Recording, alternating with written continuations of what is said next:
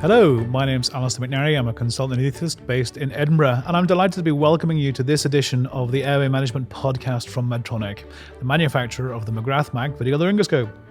In this series of 4 podcasts, we'll be taking a deep dive into the multifaceted world of video laryngoscopy, a technique that I can honestly say has changed my practice, and I'm going to stick my neck out and say has revolutionized airway management practice around the world, everywhere that an airway might be managed, both inside and outside the hospital environment. So in our podcast, we'll be looking at the evidence for video laryngoscopy, the role of video laryngoscopy in pediatrics. I'll look at the role of the hyperangulated video laryngoscope blade, and in today's podcast especially, we'll be looking at teaching and training in video laryngoscopy. So join us today as we uncover the versatility and impact of video laryngoscopy in modern healthcare, in the more effective management of the airway, and in the safer management of patients. In this episode, I'm delighted to be joined by 2 professors, Professor Ellen O'Sullivan from Ireland and Professor Patrick Schoettker from Switzerland. However, to save me the hard work, I'm going to let them introduce themselves. Professor O'Sullivan, you first. As you said, I work in Ireland, Alistair, and I work in St. James's Hospital in Dublin. Big head and neck cancer hospital, so I get plenty of opportunity to practice my favourite pastime, which is airway management. I'm also airway lead for the College of Anaesthesiologists of Ireland and involved in the Difficult Airway Society for more years than I want to remember. Thank you, Al. And Professor Schoettker, you don't get off the hook that easily. Would you like to introduce yourself? Hello, Alistair. My name is Patrick Schoettker. I'm the head of department of the Department of Anesthesia in Lausanne in Switzerland. And I'm a big advocate of video laryngoscopes that I introduced in my department in 2007. Now, I think I can fairly sum up some of the other podcast content by saying the evidence in favor of video laryngoscopy is overwhelming. But I seem to recall that it wasn't always like this. Back in the olden times when I was a younger anaesthetist, papers coming out in favor of video laryngoscopy would all say you could get a great view, but you couldn't actually get the tube in. Now, that's not the case now. What's changed? Is it the device that's changed? Is it the way we teach it that's changed? Is it a mixture of the two? Perhaps if you took one side of that debate each. Professor O'Sullivan, maybe if you want to deal with the device. First of all, what's changed is, I think, our understanding of the device. The first studies on VL didn't really discuss the angles and that they were quite different from the DL, which we were all familiar with. So once we got them in our hands, they were great. We got great views, but we weren't able to get the tube in, and we struggled. And then once we came up with kind of the nomenclature and the definition of VLs, it helped us. In other words, we know there's the geometry, Mac style geometry. So your DL, just like your DL, so with a video. So that is different from the original laryngoscopes, which are hyperangulated. So they had an angle of over 60 degrees versus 30 degrees with the DL. So when you're using your Mac VL, it's the same as a Macintosh. So it's the same as what you were used to. So when you get the view, you can get the tube in. When you're using a hyperangulated VL, where the angle over 60 degrees, you need an adjunct to help you put the tube in. So seeing isn't believing, really. When you see it, yes, but with hyperangulated, you'll need an adjunct to optimally place your tracheal tube. And Professor Schoettker, maybe you'd like to talk us through how the teaching of video laryngoscopy has changed. When we started introducing VL in my department, the famous sentence was always, "I see that you fail." And now we have gone to, "I see that you don't understand what's the problem." And the problem is related to the device we use and to the anatomy. And depending on the device, it might have the same handle, but the blade will be different. So our understanding of the issues of the problem has increased dramatically. And now we can better teach because we know exactly what the problem is, depending on the type of device, the type of blade, and of course also about the team, because the team is also playing a big role. Let's start with the easy teaching of video laryngoscopy, and that's teaching video laryngoscopy to novices. We will come to how you teach more senior clinicians the art of video laryngoscopy, but let's start with a novice anaesthetist learning to intubate for the first time. How would we teach them how to intubate? Yes, teaching with a video laryngoscope is much easier than the old days when we all learned the DL. We were handed a DL, we put it in the mouth, we weren't sure what we were to look at, and you had your boss standing over your shoulder say, go right, go left, and you hadn't a clue what you were looking for. Now with the VL, you have a screen, so you can see what your novice is looking at. You can direct him. You can show him where the vallecula is, explain how he lifts in the vallecula, lifts the epiglottis up, optimizing his view. And particularly initially, we teach with the Mac style VL so that they can get a nice view and then put the tube in, hopefully successfully. So it's a much more, it's a team effort. You can see what they're doing. You can explain to them how to optimize their view, and it makes it all much easier than in the old days, I say, with the DL, where you can't see what they're doing and it's difficult to explain what exactly is happening. And Professor Schoettker, is this where the phrase video-assisted direct laryngoscopy comes from? It's a bit of a mouthful, but is this what you're talking about? Yeah, exactly. When I introduced video-assisted intubation, everyone was saying, by doing that, you're killing the direct laryngoscopy. I said, no, I'm just adding a screen. And if someone wants to learn or to teach direct intubation, and it happens to have a screen, put your hand on the screen or turn the screen to the side, and you'll still be able to learn direct laryngoscopy. And we just need not to be confused about the direct and indirect, because with some devices, depending on the blades, you can still do both with the same device, direct and indirect, which is video assisted. So when you say indirect, you mean you're looking directly at the screen rather than looking at the tip of the blade? Absolutely. I think one of the things I'm picking up from both of you is that when you're teaching novices, you're using a Macintosh type video laryngoscope. Is that a different technique of teaching to hyperangulated video laryngoscopy? Is teaching one video laryngoscope the same as teaching another? Or are they different? Very good point, Al. Alistair, they're very different. We always teach our novices the VL with the Mac type blade, because it's more intuitive. When you get the view on your screen and you put your tube in, the view, seeing is believing, you get the view, you put your tube in, you get the tube in. With the hyperangulated blade, the angle is different. You're going around the corner. It's angulated about 60 degrees. So you need an adjunct in your tube to get the angle correct to put the tube through the glottis. So, Professor Schoettker, maybe you just talk us through how you do teach hyperangulated video laryngoscopy. Yeah, it's very important for the users to understand that it's a totally different technique. I like to make the comparison with laparotomy and laparoscopy from the surgeons. Totally different. Same job, but totally different technique. And I like to say, this is a sentence I always say to my doctors, if you use the hyperangulated blade in the wrong way, it's the easiest way to transform an easy intubation to a difficult one. And the opposite, it's the easiest way, if you use it right, to transform a difficult one into an easy one. So what we teach and the way we teach is you have your hyperangulated blade in your hand and you go where you need to go, but you follow the anatomy. So you find your landmarks, you go slow, and by going slow, you go faster actually. But you position it exactly where you go, and you remember the anatomy you want to see, the uvula, you turn around the tongue, you visualize the epiglottis, and then you need to master the insertion of the tube. So it's a slow approach that goes actually to a quicker result. Now, many years ago, I was involved in a survey of DAS members that looked at people being confident to teach, and people were confident to teach video laryngoscopy when they'd used the device less than 10 times. I suspect that's changed. I suspect deliberate practice means we've changed how we teach things. Is 10 times enough? Or is there more to it than that? They need to do a lot more than that, as you know, because there is some work on this, and there was a publication in 2014 from Cortelazzi looking at use of glide scope. Now, that would have been a hyperangulated, showing to be competent, you really need almost 76 attempts. So that sounded crazy to us, but actually teaching novices hyperangulated use, that's not far off the mark, I would suggest. And there's some more work from Mulcaster in 2003. I think his numbers were a bit lower, but still showing that you need to practice a lot to become proficient at this, I would call it advanced technique.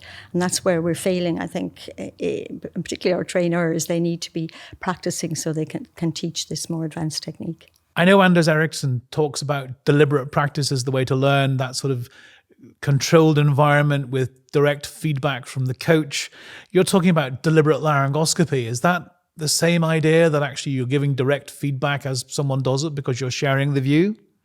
I want them to understand the device they use. the geometry and the anatomy. And then they need to transpose what they see on a two-dimensional screen on a three-dimensional anatomy, because visualization is one thing, but the goal is not to have a look. The goal is to insert a tube where it needs to go.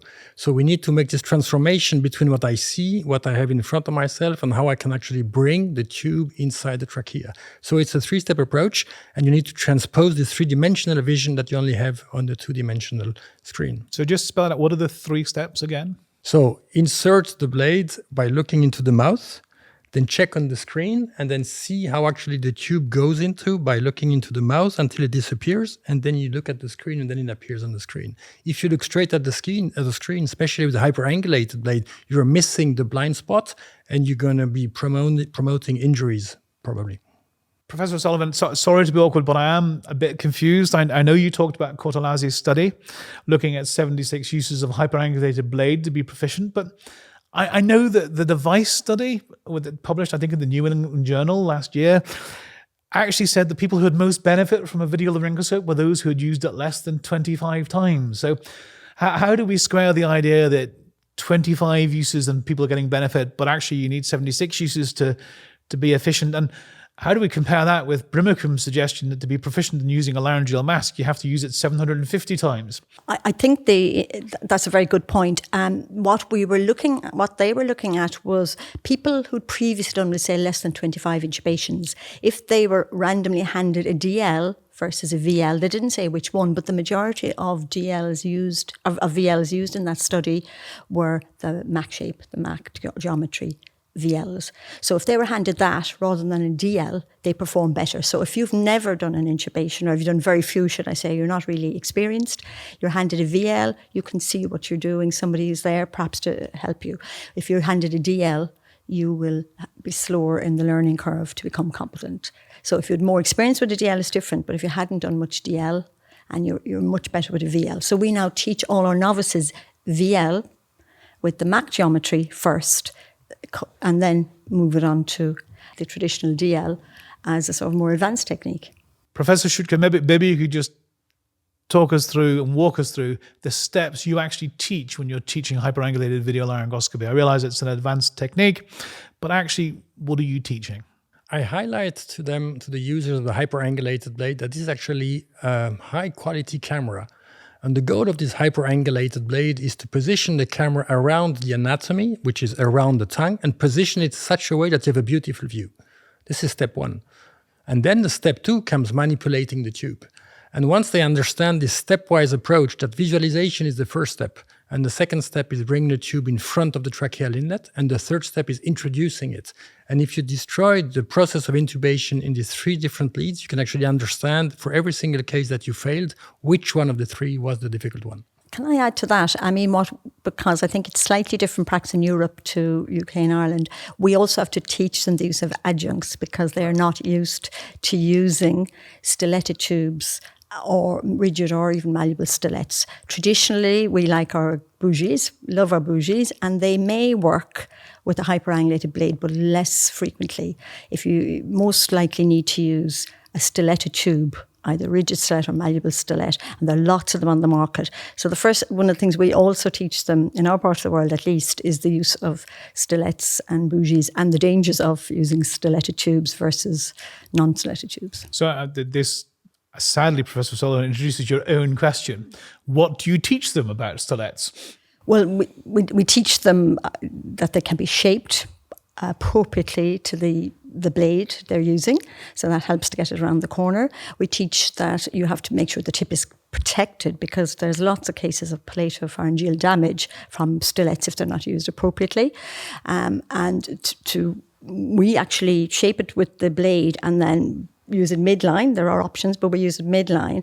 And then when it is in the trachea, we say left at the larynx and right at the rings. So there's a little rotational movement to get that tube to go down into the trachea. We also we take the stilet out once it's just at the larynx, so you don't cause any trauma with it as well, and you can nicely angulate your tube into the trachea.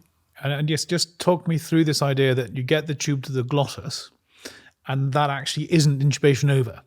You need to do something else to the tube to actually facilitate passage down the trachea. what do you tell your trainees to do? Yeah, it's an understanding of the combination between rigidity of a stylet and flexibility of a tube.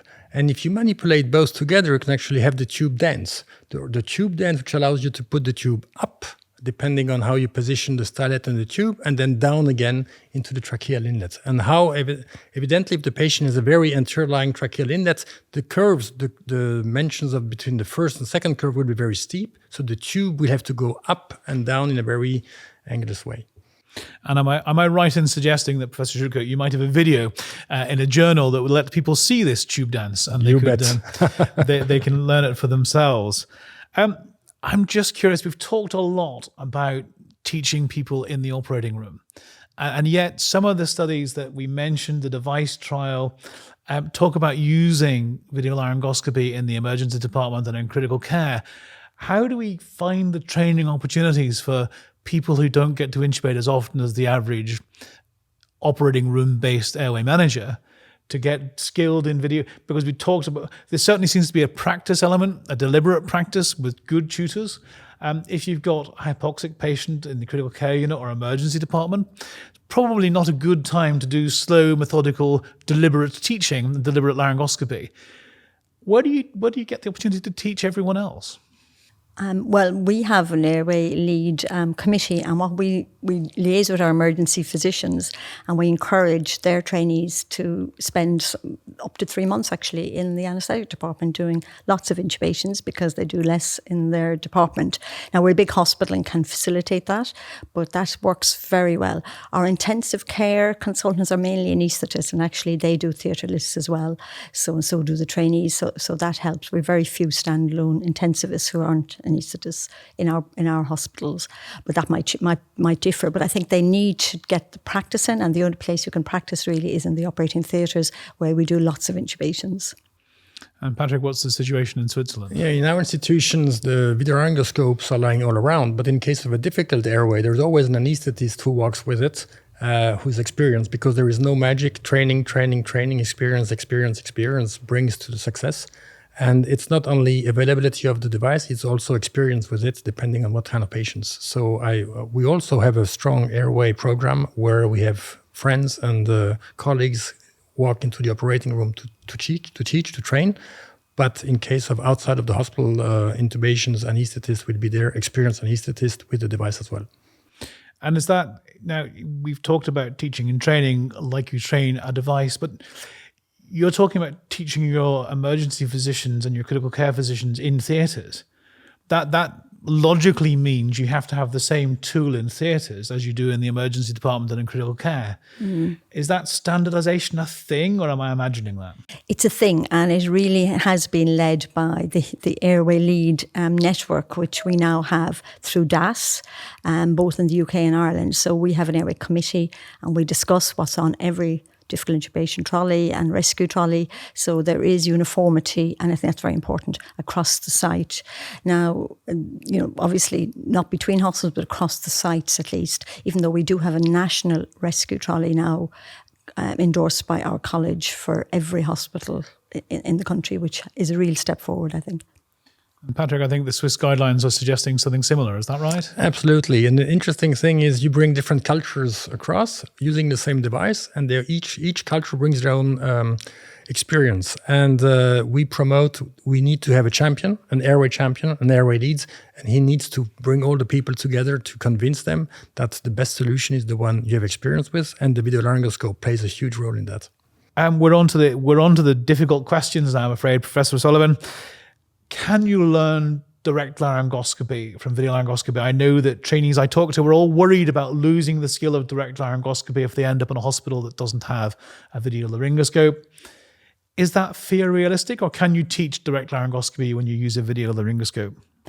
Absolutely is my answer. And also it's a better way of learning direct laryngoscopy, because as I mentioned earlier in this podcast, that showing people what they need to see is very useful, and you can point out the anatomy and exactly how they can position their tube optimally to get us to perform intubation. And you can do that with the screen, and then you can turn the screen round and they can perform a DL in case they move to a hospital or an A&E department that doesn't have perhaps the VL that they're used to, or doesn't have any VLs. So our trainees do rotate around nationally around a lot of hospitals. So it's very important that they have that skill as well. So they learn their DL skill with the VL. And Professor Schoettker, the one chestnut for you. We talked right at the start of this podcast about teaching novices about how to use a video laryngoscope. How do you teach more senior clinicians who are perfectly competent most of the time with a conventional laryngoscope how to use a video laryngoscope, or even why they should use a video laryngoscope? Yeah, this has been my challenge for the last 15 years, since I'm now one of these old guys here. It's the bottom-up approach, the bottom-up. The young guys, they show such a big enthusiasm because they understand that all of a sudden this enthusiasm is convincing the senior guys that the device they've been using, the junior guys, is actually playing a role. And the biggest help we get is that these devices are now part of all the guidelines. So even the senior ones cannot really challenge the guidelines written by the experts that these video laryngoscopes play a role. And the last thing is, when the expert can't intubate and the junior guy comes up with a VL, or even your senior guy comes up with a VL, this is the most convincing rate, because all of a sudden you share, you see, and you demonstrate that you can actually better understand and reach the goal. So I think that's almost at the end of our time together, and I'd like to thank Professor O'Sullivan and Professor Schoettker very much for their time and effort. But I think probably before we finish, we need to say we hope very much that you've become a video laryngoscope enthusiast, but we'd like to say to you that the priority in any patient is to prioritize oxygenation over anything else. Video laryngoscopy facilitates tracheal intubation, but it's our responsibility in delivering this podcast and enthusing you about video laryngoscopy that your first step is to prioritize oxygenation, and that you learn video laryngoscopy in that deliberate laryngoscopy, deliberate tracheal intubation, deliberate practice type way under proper tutorage, and it's not just something you try because of our podcast. I think that's about the end of our time together today. I'd like to thank on your behalf Professor Patrick Schoettker. Professor Schoettker, thank you. And Professor O'Sullivan, thank you. I'd also like to thank on your behalf the team from Medtronic for making these podcasts possible. But most importantly, I'd like to thank you, the listener, for staying with us and listening to us as we talk about our favorite subject of video laryngoscopy. If you've enjoyed it, please encourage your friends to have a listen. Please listen to the other 3 podcasts in the series. Please talk about it in your department and embrace video laryngoscopy as the future of airway management and tracheal intubation. Thank you very much.